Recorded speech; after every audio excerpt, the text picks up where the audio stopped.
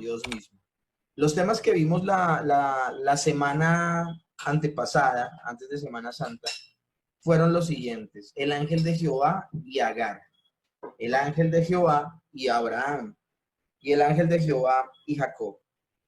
Al día de hoy tenemos un contenido bien nutrido, porque vamos a ver el ángel de Jehová y Moisés, el ángel de Jehová y Gedeón, el ángel de Jehová y los padres de Sansón, y también el ángel de Jehová y el sacerdote Josué.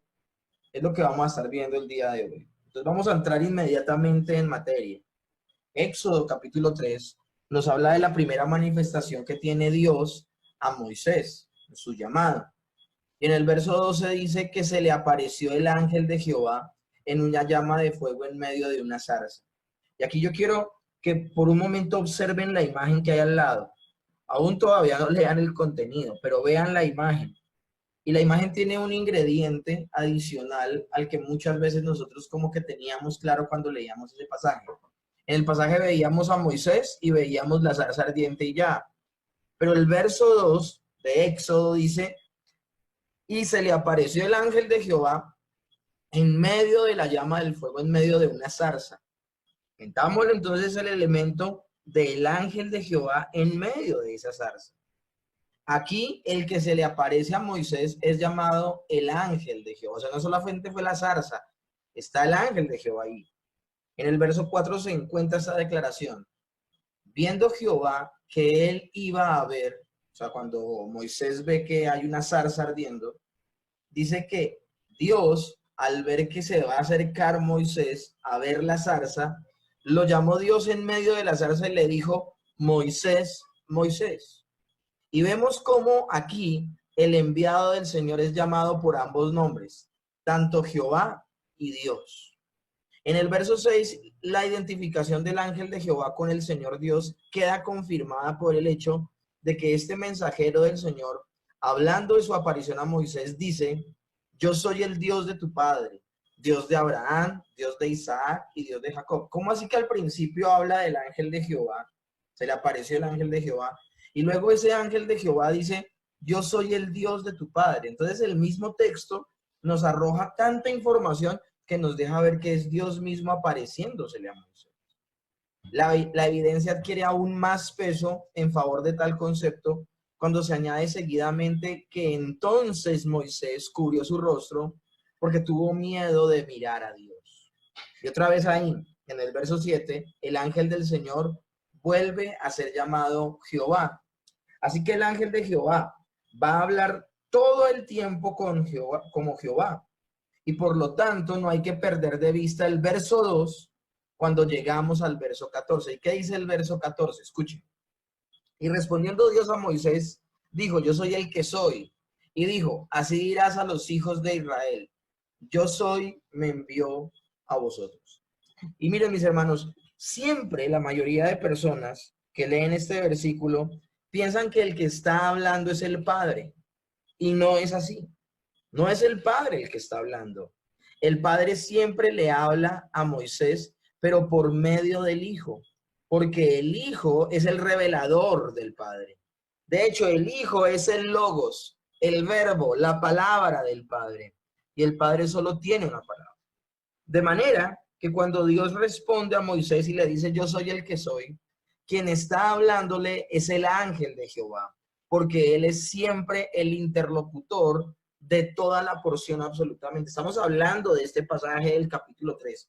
Todo el tiempo quien está hablando con Moisés y dándole todas las instrucciones y lo que va a suceder en Egipto y las señales que él va a traer y lo que le va a decir acerca de Aarón, todo lo que habla en esta porción de las Escrituras, quien le está diciendo es el Hijo, el verbo de Dios, el verbo, la palabra del Padre catalizada en la segunda persona que es el Hijo, el Logos. Asimismo, en Éxodo 19, del 18 al 21, del 18 al 20, perdón, cuando vemos que el Señor le entrega las tablas de la ley a Moisés en el monte Sinaí, leemos que Jehová descendió sobre el monte Sinaí para hablar con Moisés y darle la ley destinada a los hebreos. Dice así, dice que es Dios, es Jehová el que le entrega toda la ley. Pero hay un paralelo de esta historia en Hechos capítulo 7, verso 38, que es donde Esteban da su discurso, donde habla de todo el Antiguo Testamento para llegar a Cristo. Y Esteban en su discurso, antes de ser apedreado, dice que fue el ángel quien habló con Moisés en el monte Sinaí y le dio palabras de vida para transmitirlas al pueblo. De modo que se deduce con toda claridad que era el ángel de Jehová el que descendió al Sinaí para hablar con Moisés. Fue el Hijo preencarnado quien le dio los oráculos divinos contenidos en la ley, que luego se conocería como la ley mosaica, los 10 mandamientos, y esto es maravilloso, esto es maravilloso. Entonces yo quiero que lleguemos a una conclusión, y la vamos a llegar basados en Éxodo 33, 23. No sé si ustedes se acuerdan de ese pasaje, Éxodo 33, 23, un pasaje maravilloso. Solo voy a leer una parte de él. Dice, después apartaré la palma de mi mano y verás mis espaldas, pero mi rostro no se dejará ver. ¿Cuándo sucedió esto? El Señor le dice a Moisés que tranquilo, que no se preocupe, que su presencia irá con él. Que de hecho las señales poderosas de que Dios está con él irán con él. Pero Moisés le dice a Dios, yo no quiero solamente las señales, yo te quiero a ti. O sea, yo te quiero a ti. O sea, Moisés quería ver a Dios. O sea, una intimidad impresionante la que hay allí. Entonces el Señor le dice, listo, yo te tomaré en mi mano, te esconderé en el escarpado de la peña. O sea, supuestamente, eso es una teofanía, una aparición física de Dios. Y esa teofanía es tan grande, es tan inmensa, que toma en su mano a Moisés, lo esconde en una cueva y con la mano tapa esa cueva. Y dice, después apartaré la palma de mi mano, ¿de dónde? De esa cueva donde él está metido. La apartaré y verás mis espaldas, pero mi rostro no se dejará ver. Esto es una cosa impresionante. Entonces aquí la pregunta es, ¿a quién vio Moisés en Éxodo 33, 23? ¿A quién vio? Pues, mis hermanos, tenemos que meditar en esto y yo quería de verdad llegar a esta apreciación. En Juan 6:44 dice la palabra, no que alguno haya visto al Padre, excepto el que es de parte de Dios. Este ha visto al Padre, o sea, hablando de Jesús. Jesús declaró que nadie ha visto al Padre. Pablo también lo dice en 1 de Timoteo 6:16, dice, el único que tiene inmortalidad, que habita en luz inaccesible, a quien ningún hombre vio ni puede ver, al sea el honor y dominio eterno. Amén. Dejemos en claro algo. Jesús está diciendo, y también el apóstol Pablo, que nadie ha visto al Padre. Por otra parte, el Espíritu Santo se manifiesta como llama, como viento, pero nunca se ha manifestado en forma humana el Espíritu Santo. Nunca se ha manifestado como forma humana. Por lo tanto, cuando entendemos que Dios fue visto en el Antiguo Testamento, no fue el Padre o no fue el Espíritu Santo. Tuvo que haber sido el Mesías preencarnado. Cada vez que Dios aparece en el Antiguo Testamento en forma humana, no es Dios el Padre, no es Dios el Espíritu Santo, es el Hijo, es la segunda persona de la Trinidad, es el Logos, el Verbo de Dios.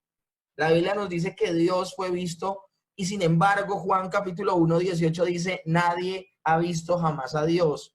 El unigénito de Dios que está en el seno del Padre, Él lo reveló. Y este verso 18 de Juan 1 nos deja ver que nadie ha visto al Padre, pero en la persona del Hijo se revela el Padre. En el Evangelio de Juan también capítulo 1, pero el verso 14 dice que la palabra, la cual es Dios, que también aparece en Juan 1:1, llamado el Verbo, se hizo carne y habitó en medio de nosotros. De ahí es donde Juan se refiere a Dios, que se estará refiriendo al Padre porque la palabra se encarnó en el hombre, en Jesús. Por lo tanto, podemos ver que donde Dios es visto en el Antiguo Testamento es el Mesías preencarnado. Entonces, Moisés en el Antiguo Testamento vio la palabra encarnada, es decir, al Mesías, preencarnado. Vio a la palabra preencarnada, al Mesías, antes de que se hiciera carne. Entonces, esto es maravilloso. La pregunta entonces, ¿cómo se respondería? ¿A quién vio Moisés en Éxodo 33, 23? Vio fue a la segunda persona de la Trinidad. Ahora, pasando de Moisés, vamos a pasar al ángel de Jehová y Gedeón. Vamos a pasar al ángel de Jehová y Gedeón. Ahora, yo les voy a pedir un favor. Me gustaría, porque a veces cuando terminamos la clase y no hay preguntas, a veces eso me preocupa. Ojalá que si salen preguntas de Moisés, las vayan anotando de una vez. Yo voy a seguir con el tema de Gedeón, luego voy a seguir con el tema de los padres de Sansón y finalmente con el ángel de Jehová y el sacerdote Josué.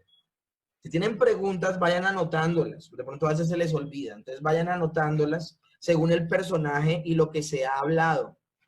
Y luego de anotarlas, sigan conectados en la clase, porque a veces sucede, no sé si les sucede como a mí, que me quedo pensando en una pregunta y me quedo pensando en esa pregunta y me pierdo el resto de la clase. Entonces, ojalá anoten la pregunta y sigan. O también les puede suceder que no anotan la pregunta, siguen conectados en la clase y luego se les olvida que iban a preguntar. Entonces, si tienen una pregunta, anótenla y sigan conectados en la clase. No se queden pensando en la pregunta.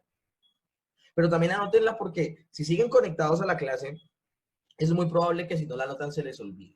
Y es bueno que esas preguntas a veces le dan respuesta a otros compañeros del seminario. Abordemos entonces el segundo personaje del día de hoy, el ángel de Jehová y Gedeón. Acuérdense que Gedeón fue uno de los jueces que gobernó sobre Israel, precisamente en ese tiempo tan oscuro donde no había rey en Israel y todos hacían lo que bien les parecía. Está en el libro de Jueces en el capítulo 6. Y en los versos 11 y 12, en el capítulo 6 habla de que se le aparece el ángel de Jehová a Gedeón mientras él escondía el grano para que esos incircuncisos que los estaban merodeando y robando y abusando de ellos no se les llevaran la comida. Entonces él está escondiendo la comida de estos vándalos. Y en el verso 11 y 12 se lee que el ángel de Jehová se le aparece a Gedeón, uno de los jueces de Israel. Y en los versos 13 y 15, Gedeón se dirige al ángel llamándolo Señor mío. Pero en los versos 14 y 16 se le llama Jehová. Entonces miren, el capítulo inicia diciendo que es el ángel de Jehová el que se le aparece. Luego Gedeón se dirige al ángel llamándolo Señor mío. Pero luego la misma escritura es la que lo llama Jehová. Otra vez es llamado el ángel de Jehová en los versos 21 y 22. Y Señor Jehová, mientras que en el verso 20 se le llama el ángel de Dios. O sea, como que intercambian estas palabras de manera tan fácil, dejándonos ver que está hablando del mismo personaje. Pero en los versos 23 y 25 vuelve a ser llamado Jehová. Y en los versos 36, 39 y 40 se le llama directamente Dios.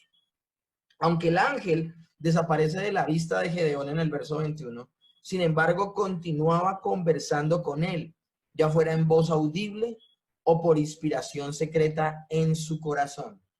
Todas estas manifestaciones están hablando de la persona preencarnada de Cristo. En esto llegamos y abocamos. Ahora, alguien podría estar diciendo, bueno, ¿quién es Gedeón? Acuérdense, Gedeón fue el que dirigió ese gran ejército que el Señor dijo son muchos, devuélvelos y se queda solo con 300 y con solo 300 gana a un ejército de miles, con odres que rompe y con antorchas de fuego. Pasando ya al ángel de Jehová y los padres de Sansón, esta historia es maravillosa. Esta historia, y no solamente es maravillosa, sino que deja unos secretos impresionantes acerca de principios espirituales y principios de salvación. Una cosa impresionante, como también lo vamos a ver en el sacerdote Josué. Jueces capítulo 13 nos va a hablar de cómo Dios anuncia a los padres de Sansón el nacimiento de este juez de Israel. Lo impresionante es que primero se le aparece el ángel de Jehová a la mujer de Manoa, es decir, a la mamá de Sansón. Y posterior, ella va y le cuenta a su marido, pero su marido no le cree. El marido le dice, si no se me aparece a mí, yo no voy a creer. Y pues el ángel de Jehová se le aparece a Manoa y este pues definitivamente comprende y cree que es Dios.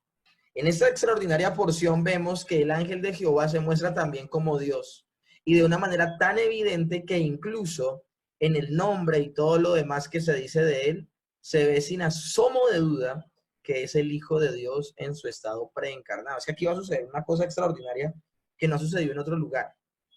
En el verso 3 leemos que el ángel de Jehová se apareció a la mujer de Manoa y le hace la promesa de que, aún siendo ella estéril, concebirá y dará a luz un hijo que iba a ser nazareo. ¿Qué es ser nazareo? Nazareo, pues era el voto que tenía la gente de no cortarse el cabello, de no tomar vino ni sidra, de no acercarse a nada muerto y de ser separado y consagrado para el Señor. Esta persona iba a vivir una vida apartado, separado para Dios. Eso lo vemos en el verso 4 y 5. ¿Y de quién está hablando? ¿Quién iba a ser ese bebé? Sansón. Se dice luego en el verso 8 que Manoa oró a Jehová, y aquí vemos que aquel varón de Dios que se le menciona en el verso 6 es el ángel de Jehová.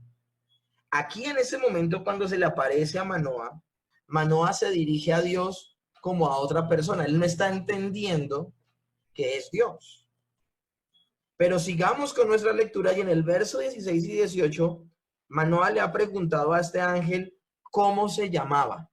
Y aquí vemos cómo se conecta maravillosamente la escritura del Antiguo Testamento desde el libro de los Jueces hasta Isaías. Y veamos ahora lo que le responde el ángel de Jehová. ¿Por qué me preguntas por mi nombre, que es admirable? Y admirable significa maravilloso, inefable, que no se puede nombrar.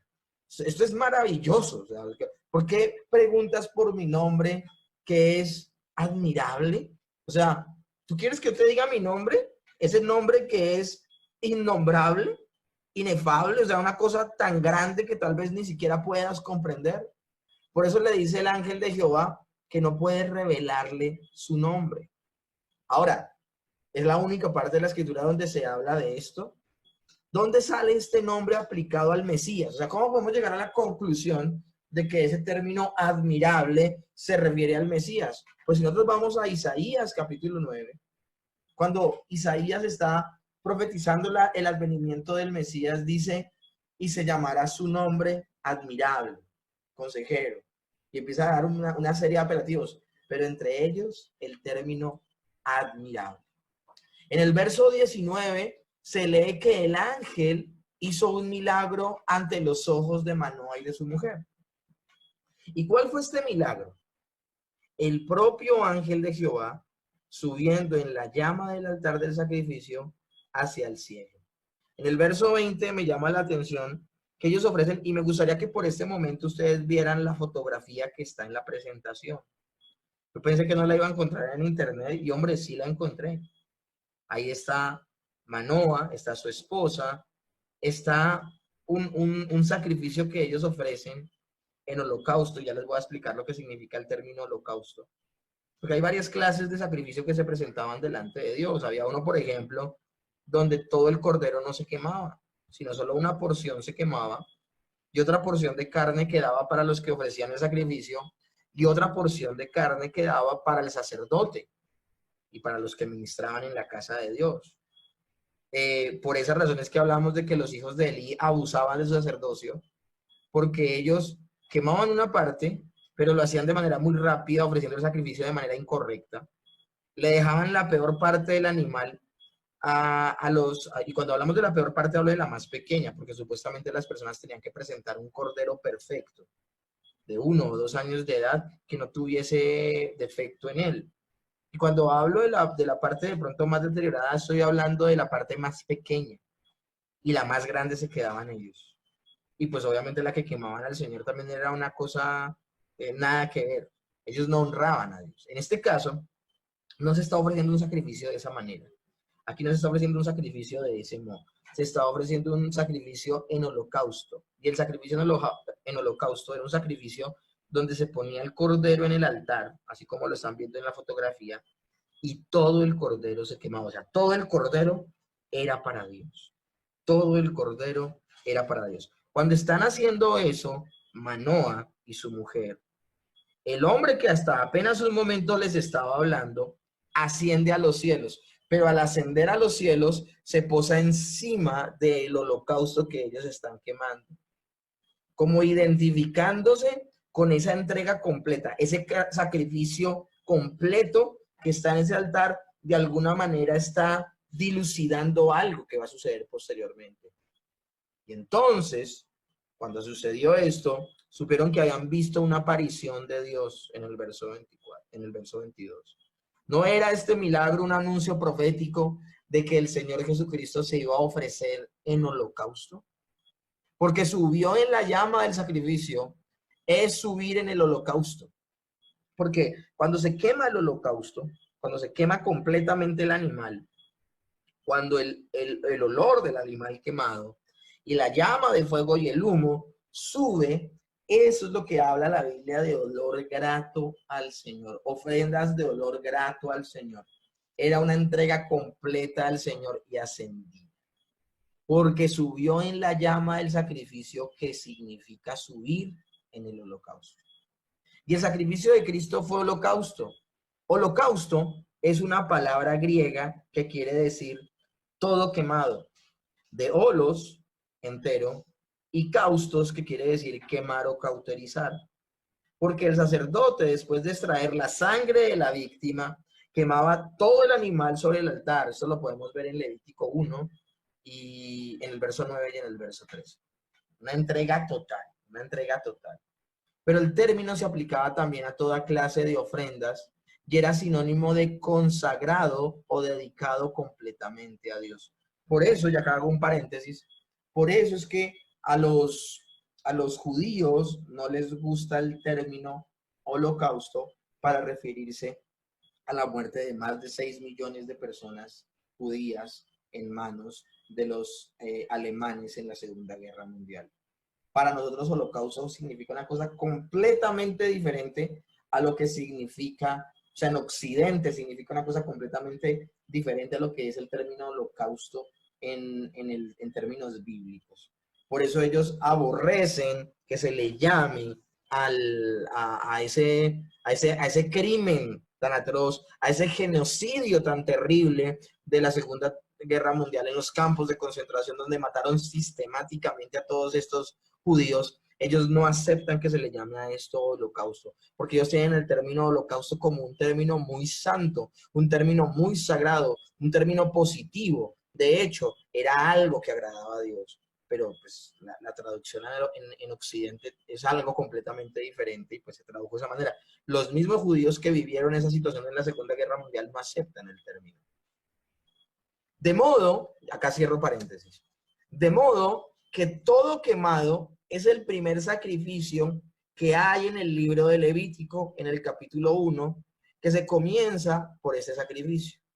Así que el ángel de Jehová subió en la llama del holocausto para anunciar en esta forma que un día, en el futuro, el Mesías sería sacrificado y su sacrificio sería un sacrificio perfecto, total para el Señor, y que subiría al cielo, que no permanecería muerto, sino que resucitaría y ascendería a los cielos. Esto, yo no sé ustedes, pero esto es maravilloso. Encontrar estos secretos, estas perlas en el Antiguo Testamento son algo maravilloso. Y finalmente llegamos el día de hoy. Yo pensé que nos iba a tomar de pronto más tiempo, pero bueno, gracias a Dios hoy nos ha rendido maravilloso. El ángel de Jehová y el sumo sacerdote Josué. El ángel de Jehová y el sumo sacerdote Josué. No sé si ustedes conocen este texto de Zacarías capítulo 3. He aquí otro de los pasajes más preciosos que también nos habla de una aparición del ángel de Jehová. En este capítulo 3 es el capítulo de la justificación, así se conoce. Y por lo tanto nos habla de Cristo. Acá hay pasajes que me gustaría de alguna manera, si me ayudan a buscar los que están en línea, no sé quiénes están en línea hoy, no he visto. Si está por allí Sergio, si me ayuda Sergio a leer Sí, algunos sí, todo. pasajes. Ok, perfecto, Sergio. Entonces, si quieres, ayúdame a buscar Zacarías capítulo 3, pero también a buscar Romanos capítulo 3. Y si quiere Henry y Estela, ayúdame también, sí, les pido su colaboración con Primera de Corintios 1:30. Si quieren los dos textos del Nuevo Testamento, ayúdenme, Henry y Estela. Y el texto de Zacarías 3, Sergio, si son tan amables. Comencemos por Zacarías capítulo 3, si lo tienes ya. Si alguien ¿Qué, más, qué no, versículo? si quieres desde el verso 1, porque Ya. me gustaría que lo escucháramos todo. Y si alguien más, además de Henry y Estela, alguien más me ayuda a buscar Primera de Juan, capítulo 2, del 20 al 27, les agradecería. ¿Qué más hay en línea? Si me puede ayudar. De pronto Julio, si me ayudan con ese texto. Amén. Primera de Juan 2, 20 al 27. Entonces comencemos con Zacarías capítulo 3. Dale, Sergio. Ya. Dice como título, Visión del sumo sacerdote Josué. Me mostró al sumo sacerdote Josué, el cual estaba delante del ángel de Jehová, y Satanás estaba a su mano derecha para acusarle. Quiero que vean ese cuadro, perdón, Sergio, quiero que vean ese cuadro. Es una visión que está teniendo Zacarías. Y en la visión ve al sumo sacerdote Josué, y estamos hablando del sumo sacerdote, es la persona que tiene la carga de ser el mediador entre Dios y el pueblo de Dios, tiene esa carga. Y al ser mediador, hombre, tiene que ser una de las personas que viva en santidad más que el resto del pueblo.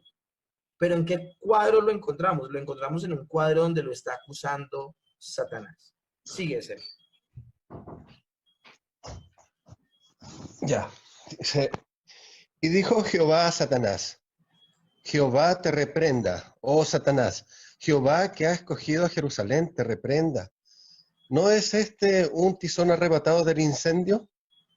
Y Josué estaba vestido de vestiduras viles, y estaba delante del ángel. Y habló el ángel, y mandó a los que estaban delante de él, diciendo, quitadle esas vestiduras viles. Y a él le dijo, mira que he quitado de ti tu pecado, y te he hecho vestir de ropas de gala. Después dijo, pongan mitra limpia sobre su cabeza. Y pusieron una mitra limpia sobre su cabeza, y le vistieron las ropas. Y el ángel de Jehová estaba en pie.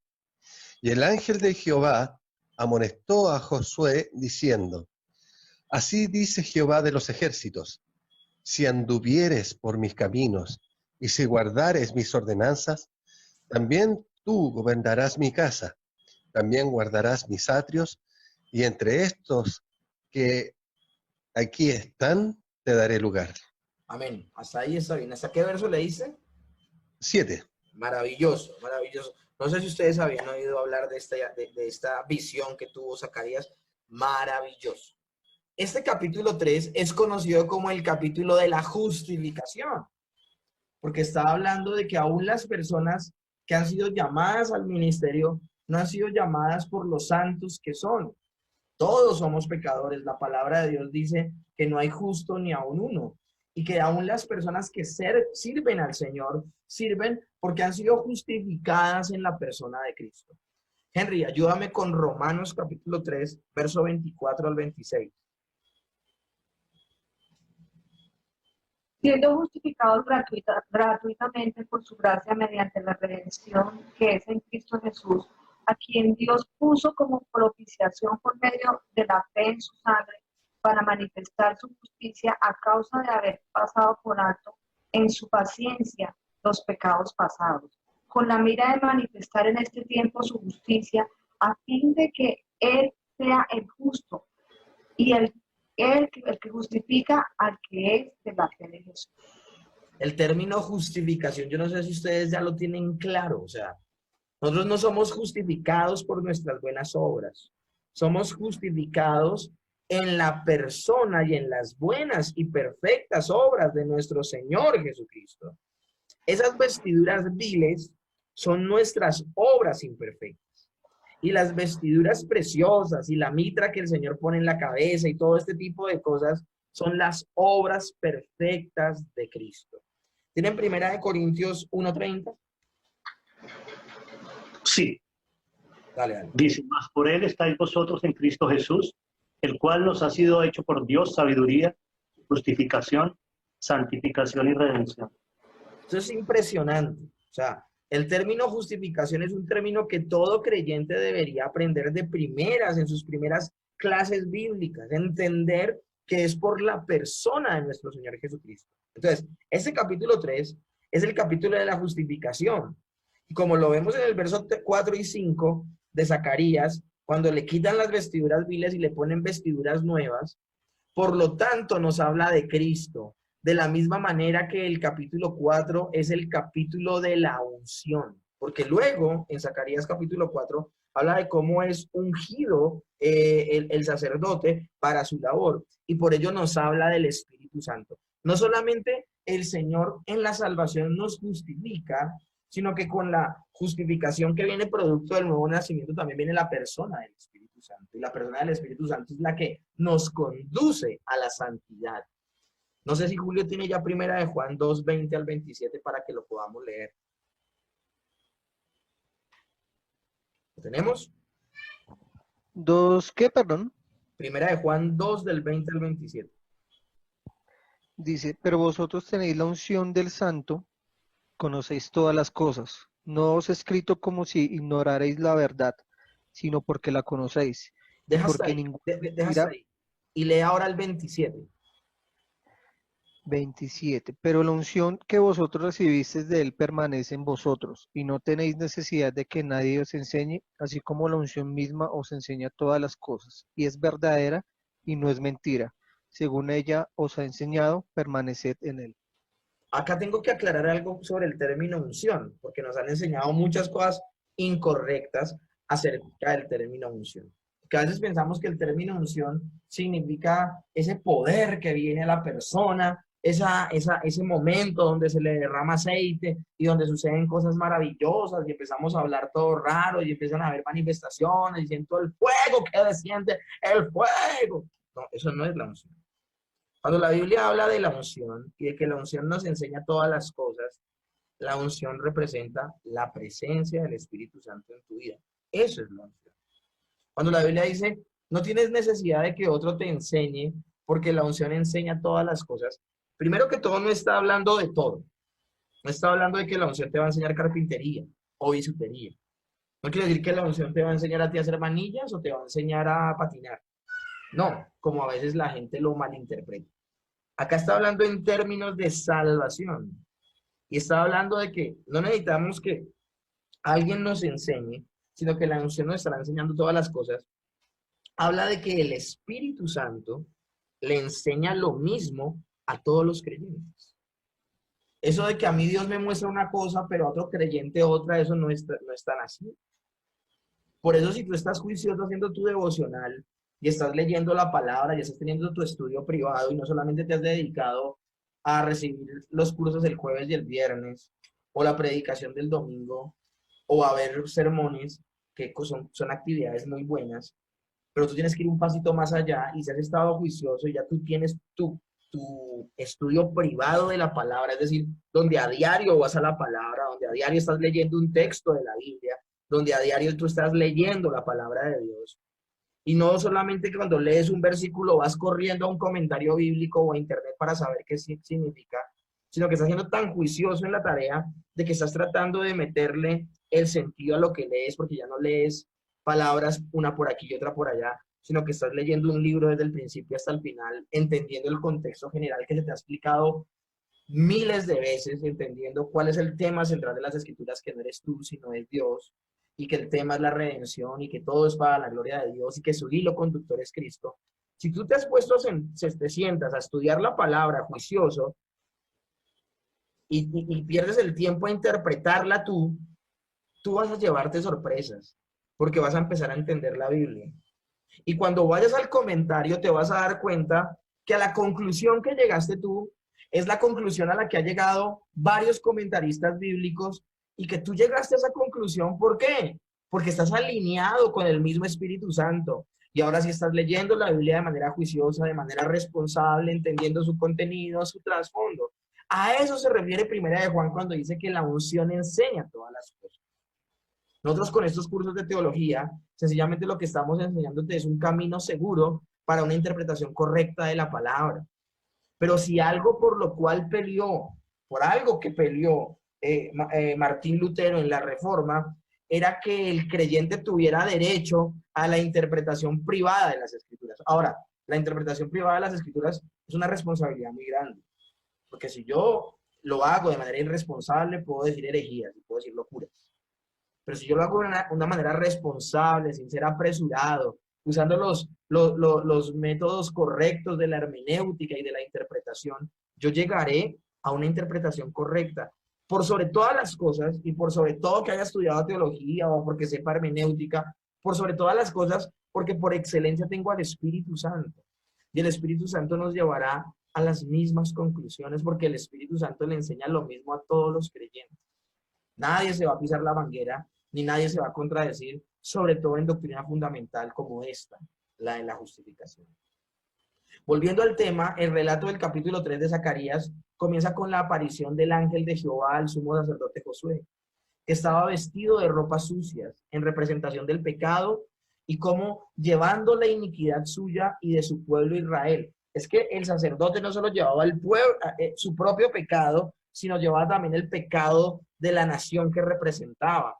Recuerden, Hebreos capítulo 5 habla de que el sacerdote no solo presentaba ofrendas y sacrificios por el pueblo, sino por su propio pecado. Esa es la diferencia que hay entre los sacerdotes, así sean sumos sacerdotes, y nuestro mejor y sumo sacerdote que es Cristo. Que Cristo presentó ofrendas por nosotros, siendo Él la ofrenda perfecta, pero cuando Él se presentó a sí mismo como ofrenda perfecta, no la presentó para salvar su propia vida, porque Él ya era perfecto y nunca pecó. Este perfecto gran sumo sacerdote presentó una ofrenda, nuestro Señor Jesucristo presentó una ofrenda solo por el pueblo y en obediencia al Padre. Amén. Estas vestiduras viles eran señal de duelo, que implicaba en tal caso el reconocimiento de los pecados. Jehová hace de juez en esta visión. A la mano derecha de Josué, que es la mano del poder, se halla Satanás, el calumniador, el acusador, quien como siempre actúa de fiscal.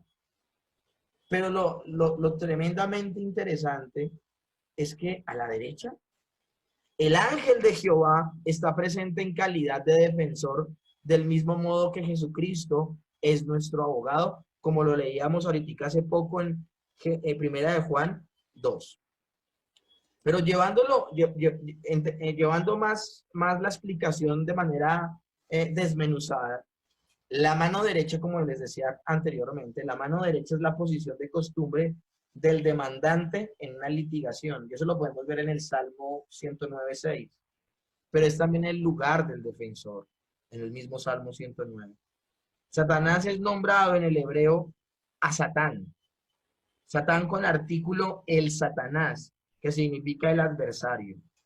Es posible que el nombre original de Satanás fuese Shatam, y del verbo shut, que significa recorrer de una parte a otra. Recorrer de una parte a otra. Es como buscando argumentos. Él no se queda quieto, él está buscando. Como le decía Dios a Satanás en Job capítulo 1, ¿de dónde vienes? Él dice de recorrer la tierra. Bueno, de recorrer la tierra, ¿por qué? Buscando a quién acusar. Eso es lo que dice Matthew Henry en su estudio. Notemos lo que dice Zacarías entonces 3 en el verso 2. Y dijo Jehová a Satanás. Este pasaje es maravilloso y es muy profundo.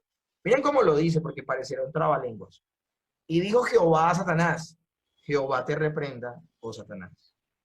Es muy notable aquí este desdoblamiento de la palabra Jehová. Y sobre todo, de la persona de Jehová. Porque Jehová le está diciendo a Satanás que Jehová le va a reprender. ¿Quién es ese Jehová que dice en este lugar, Jehová te reprenda? O sea, ¿quién es el Jehová que habla? Pero también, ¿quién es el Jehová que reprende? Y el ángel de Jehová está diciendo del otro, o sea, si llegamos a la conclusión, quien está hablando es el ángel de Jehová. Y el ángel de Jehová está hablando del otro ángel que va a reprender a Satanás. Y el otro Jehová que va a reprender a Satanás es el Padre. Jehová te reprende. Entonces, sería maravilloso que ustedes pudieran leer este pasaje después de esa explicación que les estoy dando. Este es uno de esos textos clásicos que demuestran que el Hijo también es Jehová Dios. Y eso lo tengo que recordar porque hay personas, se han levantado personas en el transcurso de la historia que han dicho en varias oportunidades que solo existe el Padre, no existe ni el Espíritu Santo ni el Hijo. Y que si el Hijo se aprecia como un semidios, pero no como Dios mismo. Este es un pasaje clásico donde se demuestra que el Hijo es tan Dios como el Padre. Bueno será tener en cuenta que el propio Señor Jesucristo se identifica a sí mismo como el único Dios vivo y verdadero. Y esto lo podemos ver que Él lo dice en Juan 10:30 en el verso 33, en Juan 17, verso 3, y aún en primera de Juan 5:20 lo habla el apóstol Juan acerca de Jesús. Y de ahí que igualmente a él, en su estado preencarnado, se le atribuya el epíteto, es decir, el nombre de Jehová. Así que la afirmación de la deidad del Mesías es insoslayable, es decir, innegable.